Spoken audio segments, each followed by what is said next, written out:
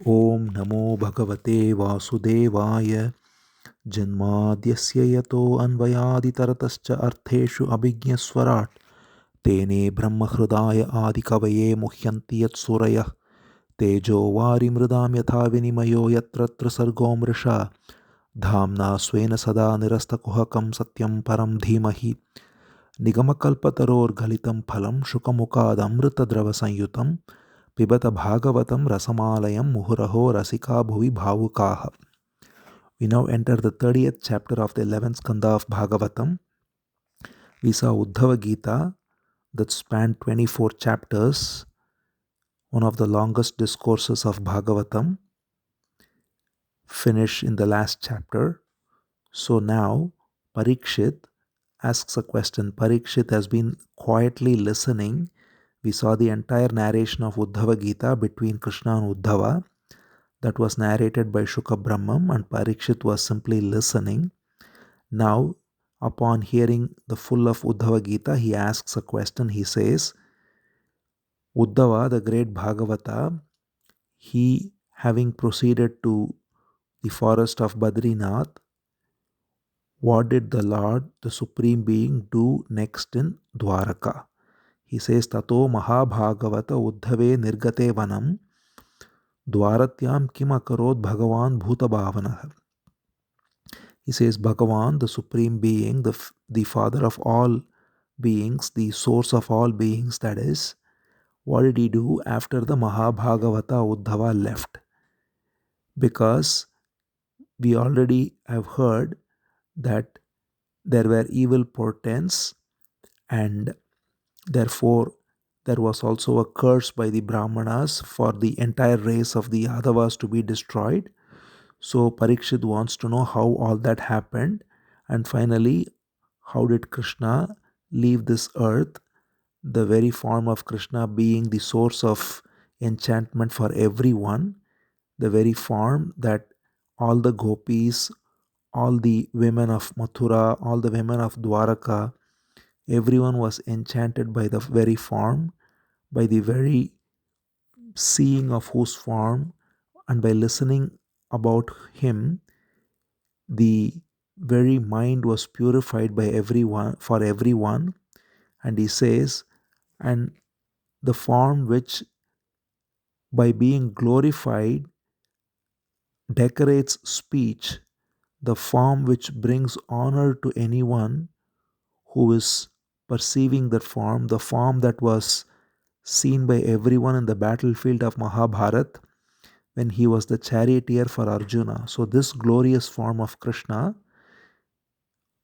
how did he depart with this form, and how did he leave earth? So this is the question of Parikshit. He beautifully describes there how Krishna was enchanting all the women, was being glorified by all the poets, thereby they were giving a delightful character to their very speech, the very names of whom purified the ears of all, and the very form was bestowing grace even to the warriors on the opposite side in Mahabharat war. So this beautiful enchanting form of Krishna that has been on earth for 125 years, how did he depart? So this is the question of Parikshit. So Shuka Brahmam replies, he first says what he had already mentioned, he repeats it, that there were evil portents, various evil omens that were seen, and therefore Krishna spoke to the Yadavas and told them these are all indicating some grave calamity. So let's leave Dwaraka and go to Prabhasa, where the river Saraswati meets the ocean. Going there, we shall take bath in the river, purify ourselves, and chant the right mantras and perform worship, and thereby ward off the evil portents. So this was already mentioned by Shuka Brahmam just before Uddhava Gita started. In fact, this is how Uddhava Gita started, that Krishna mentioned this to all the Yadavas, that we shall leave Dwaraka because some bad signs are coming, and we shall go to Prabhasa when This was heard by Uddhava. He knew that this is the end of the pastimes. It's soon coming. So he approached Krishna and asked for the final set of instructions, which was the elaborate Uddhava Gita. So after that, again Shukabrahmam repeats this, that this is how it started. So Krishna told everyone that let's go to Prabhasa. So everyone agreed and they all made arrangements. The very old folks like Krishna's parents, Vasudeva and Devaki, and the wives of Krishna, some of them stayed back, but all the others, they all went to Prabhasa, and there they first performed with great devotion as Krishna had instructed to do the various chants and take the first bathe in the river Saraswati and all the various chants that they had to do and the worship that Krishna had enjoined them, instructed them. They did all that. But then in the evening, their judgment was clouded by an evil destiny, and they all drank an intoxicating liquor called Maireyaka. So, this is how the whole thing is orchestrated by Krishna by his own Maya. The same Yadavas who are all devoted to Krishna, who came with Krishna to Prabhasa, who followed his instructions, who reached the shores of the ocean where the river meets the ocean, and who did all the various worship during the day, because the Brahmanas had cursed, as we remember in the very first skandha of this, very first chapter of this skandha, we saw the episode where the Yadavas made fun of a few Brahmanas by making a man act like he is pregnant by having a steel pestle hidden in his stomach and asking whether it will be a boy or a girl. And the Brahmanas knew this, and so they cursed that it will be a steel pestle and that will come out and that will be the source of death for all of you. And Krishna knew this and he didn't even counter that curse because he wanted the burden on earth to be removed. So this is how the end of all the Yadavas are destined.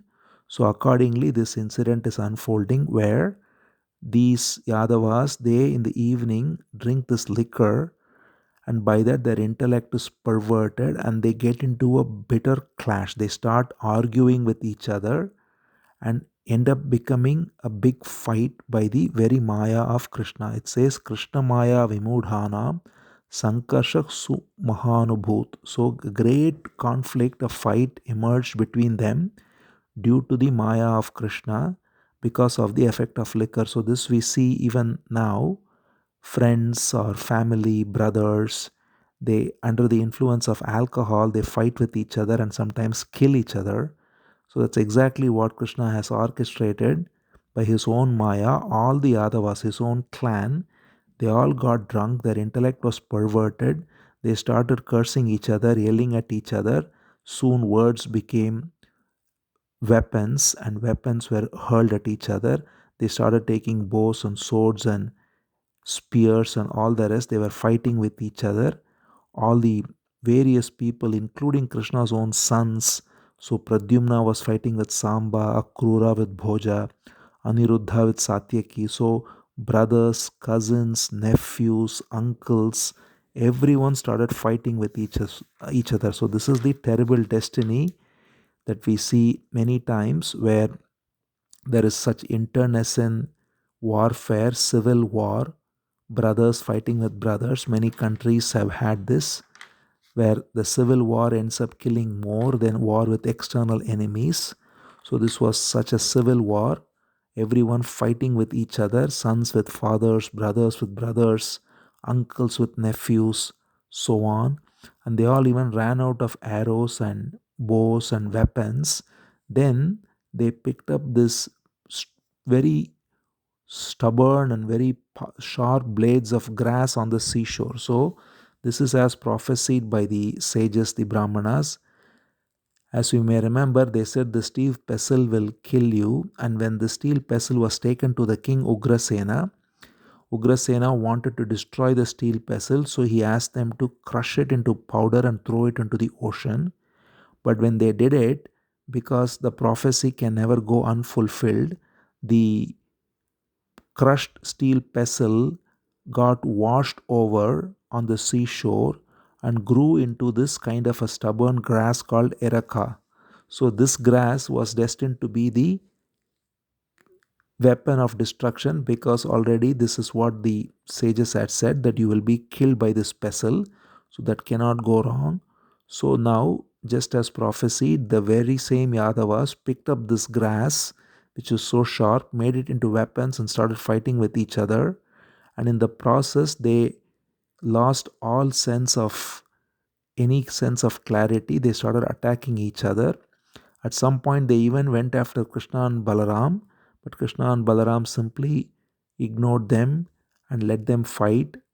And thus, they were resolved to kill each other. They struck each other, and by great rivalry, fighting with each other, as destiny would have it, with judgment completely perverted, obscured, they brought about their destruction, just as bamboos in a forest rub against each other and burn the whole forest down.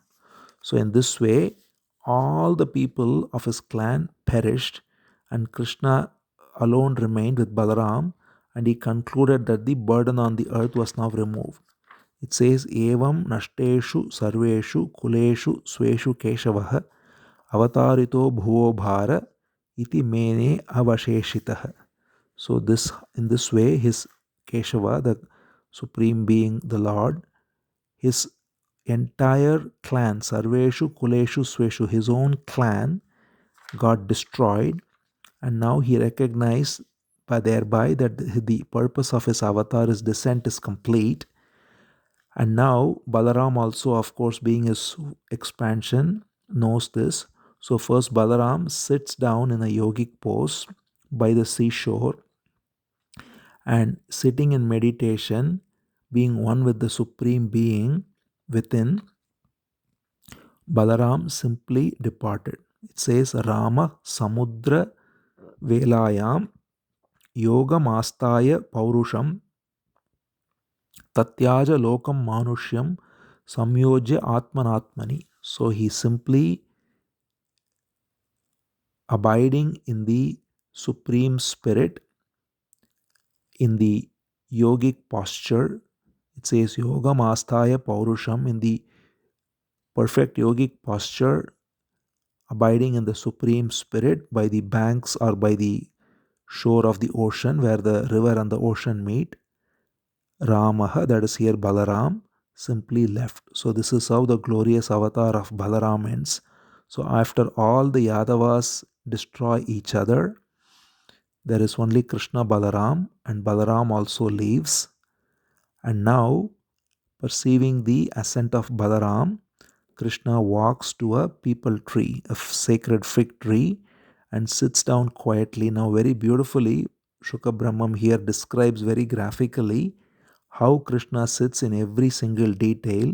So now, Krishna is alone, and he goes to the peepal tree, the sacred fig tree, and there he sits with his back against the trunk of the tree. So he simply leans his back on the trunk, facing the river, and he is now in his resplendent four-armed form, shining like fire, effulgent.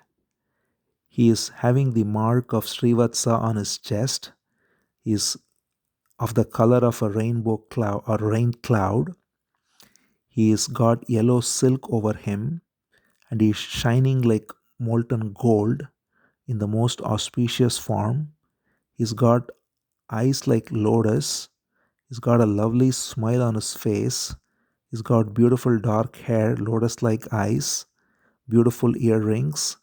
He's got a nice sacred thread, a beautiful crown on his head, a yellow golden crown, beautiful bracelets and necklace and rings, and the special Kaustubha gem. And he's wearing a garland of forest flowers, and he's got his weapons, the discus, the mace, and the bow. And he is sitting with his left foot, which is shining red like a lotus. The left foot is placed on his right thigh. So this is how, to the last detail, Shuka Brahmam describes how Krishna is sitting alone in the very end of his pastime. So Krishna, born in the jail of Mathura to Vasudeva and Devaki, coming to Vrindavan, exhibiting the most glorious pastimes, enchanting all, and then coming back to Mathura and then killing Kamsa, re-establishing the right kingdom, then bringing everyone to Dwaraka, meanwhile going to Hastinapur to help win the Mahabharat war, and killing so many demons, being worshipped by so many sages. After doing all the great pastimes, he is alone now. There is nobody here to even witness this. He is sitting alone. All his clan is gone. Uddhava, his favorite friend, is sent to Badrinath. Arjuna is already sent before that back to Hastinapur. And there is nobody now. Krishna is silently sitting alone, and in this most resplendent form, it says Bibrat Chaturbhujam Rupam Bhrajishnu Prabhaya Swaya. He's having Chaturbhujam, 4 arms. He's shining. Srivatsankam Ghanashyamam Taptahataka Varchasam. He's having the Srivatsa mark on his chest. Ghanashyamam, like a cloud, with the complexion of a dark blue cloud. It says Pundari Kabiramaksham Spuran Makara Kundalam. His eyes are like lotus. He has got such a beautiful form. Vanamala Paritangam. He is wearing this beautiful forest flower garland. Krutvarau Dakshine Padamasinam Pankajarunam. And he's got his left foot on his right thigh. So we can clearly see Krishna sitting on the bank of the river Saraswati as it is entering the ocean. And right there by the river, there is this peepal tree. He is leaning back on the tree, wearing the beautiful golden crown, yellow silk clothes, lotus like eyes, smiling alone with nobody there, and sitting on a raised platform with his left foot on the right thigh and just relaxing there alone. And when this is happening, there is a hunter called Jara, and this hunter from a distance sees the left foot, and he can only see the left foot, and he sees the left foot and he thinks it's the mouth of a deer, and therefore he uses his arrow to hit that left foot. So this is also as per prophecy, because the sages said all the Yadavas will be destroyed by this pestle. And since Krishna is also a Yadava, Krishna wanted to make sure the sage's word comes true, even for him to leave the earth. So the iron piece from the steel pestle, as we may recall in the first chapter, most of it was powdered and became the grass, as we saw, which was used by Yadavas to kill each other. There was one big iron piece alone that went into the ocean. It was consumed by a fish which died, which was caught by a fisherman, and that went to the hunter, and the hunter made an arrow out of that iron piece. So, in this beautiful way, the word of the sage is kept true by Krishna, that the very iron piece of the pestle is what pierced the foot of Krishna. So, Krishna's foot is pierced by this arrow, and then the hunter comes close, and when he comes, he recognizes, as he comes looking for the deer, that it's in fact the foot of the Supreme Lord Krishna. He recognizes instantly, and he is completely frightened and feeling sorry and feeling completely ashamed and everything. So he says, praying to Krishna, please forgive me and please punish me, because I have done this great transgression. I have committed this great sin. I've done this great offense. So please kill me. I do not deserve to live. He says, Ajanata kritamidam papena madhusudana. He says, oh Madhusudana, I did this without realizing, but it's still a grave sin. Please kill me, I do not deserve to live. When he says this, Krishna smiles at this hunter Jara and says, not to worry, what you have done is exactly as destined, as ordained by me. So in fact, you have done something very virtuous, so you can go to ascend to heaven. So accordingly, as commanded by Krishna, the hunter offers his obeisance to Krishna and he is taken to heaven. And then Krishna is sitting alone, now ready to depart, the very last few moments. And at this time, the only one person who is still alive there is Daruka, his charioteer. As we may recall, Krishna's charioteer is Daruka, who takes him everywhere. And so Daruka finds the whereabouts of Krishna by the smell of tulasi. So Krishna always wears his tulasi leaves on him, and the tulasi leaves have a very auspicious smell. And with that smell, Daruka finds him and he comes to Krishna, finding him seated on this tree with now the foot pierced with this sharp arrow. And he is full of tears. He knows that Krishna is about to leave now, so he falls prostrate at the feet of Krishna with tears and with voice choked. And he says, I am not able to say anything, my vision is gone, I have no peace, I am completely lost.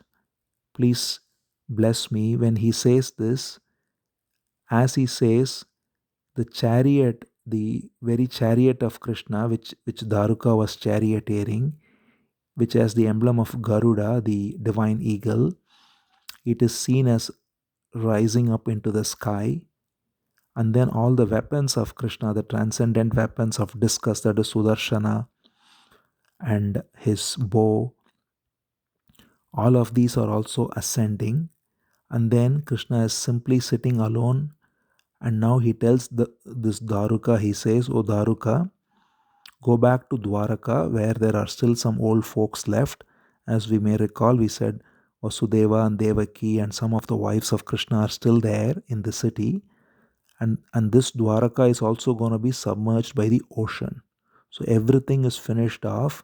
So Krishna tells this Daruka, you go back to Dwaraka, tell them that they should not stay in Dwaraka because the sea will rise and submerge Dwaraka very soon.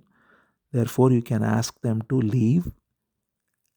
And as for yourself, you follow the way of surrender that is dear to me and thereby get established in the pure knowledge of the one supreme being and thereby remain equanimous and seeing this whole world as just a Maya, remain calm and peaceful. He says, this is very beautifully, the final instruction of Krishna is also the highest instruction to Daruka. Uddhava was taught in great detail, and all of this is summarized to Daruka in one sentence. He says, Tvam tu madharma mastaya jnananishta upekshakaha manmaya rachanametam vijnaya upashamam vraja. He says, follow my dharma and jnananishta upekshakaha, remain abiding in the unwavering wisdom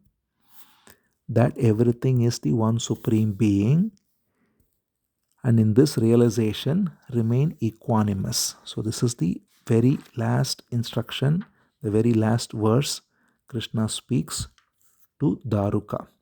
Daruka listens to this and with his voice choked and with tears he bows down and he listens to Krishna's instruction because he has asked him to go to Dwaraka.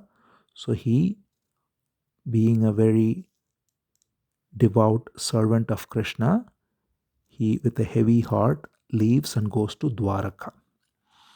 And now Krishna is sitting alone and he is ready to ascend to his divine realm. And that shall happen in the next chapter, which is the last chapter of the 11th Skandha. Om Namo Bhagavate Vasudeva.